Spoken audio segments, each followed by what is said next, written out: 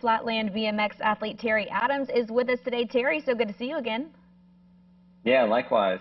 All right, last weekend on the 17th, I believe you guys had the Red Bull Circle of Balance. And is that the first time it was in Louisiana?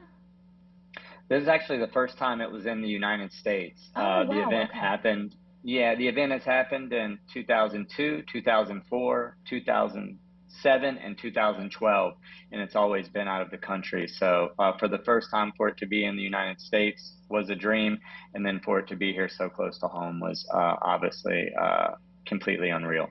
Yeah, it was kind of like home territory for you. So how did that feel, it being here in Louisiana and in New Orleans?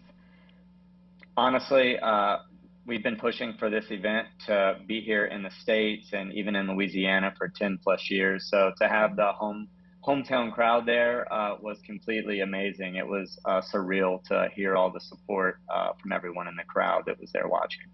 How many different countries were represented in this competition?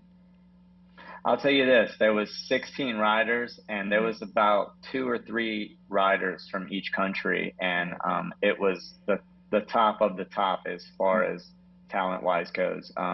These guys are the most talented guys on the planet and they were hand selected to be there. So everyone that made it on that floor felt honored and they definitely deserve to be there for sure.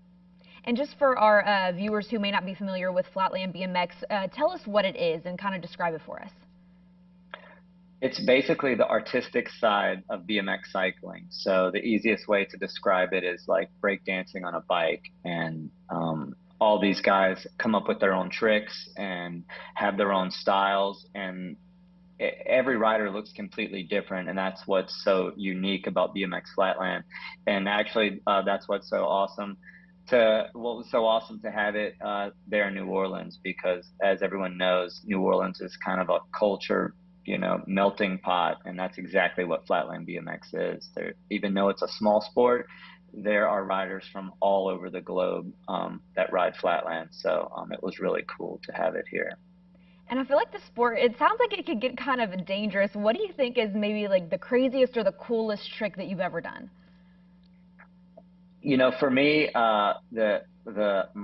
my culture and all the riders' cultures come out in their riding. So the Americans tend to do big jumping tricks where they go over the back of the bike. That's kind of been my specialty over the years. The Okay. Japanese riders are extremely technical, and the European riders are extremely stylish. And um, that's what's so awesome is their cultures definitely come out in their riding. So as far as me, dangerous tricks, I think everything I do, it kind of comes with a big jump, whether I'm jumping over the back of the bike or the front of the bike. So that's kind of my uniqueness, I would say.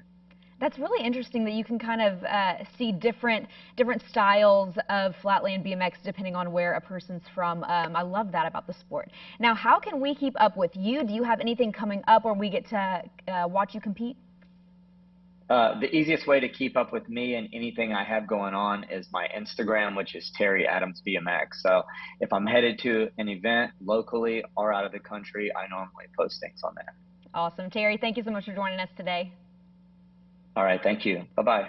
All right, you guys can keep up with Terry on Instagram, as he said, to see any future competitions he may be in.